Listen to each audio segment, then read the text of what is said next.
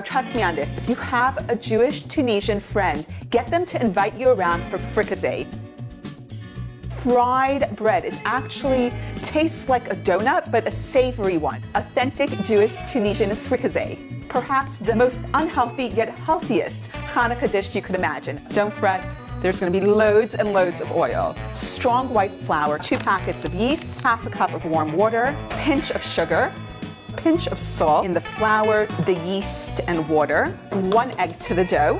Ragged looking stuff. This is a bit dry.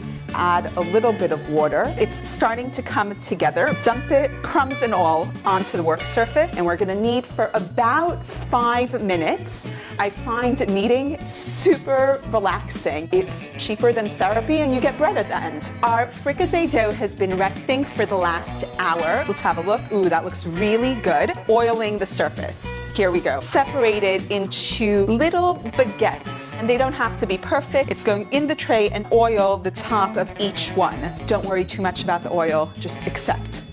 Let it rise for yet another hour until you get something that looks kind of like that. I'm gonna separate one of the rolls.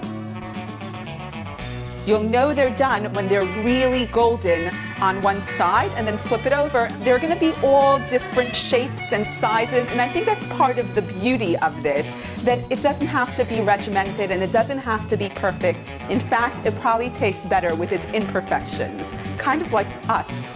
Always better with some imperfections. Yay, fricasse! Ready to be filled with luscious tuna salad, olives, eggs, or whatever else you want to put in them.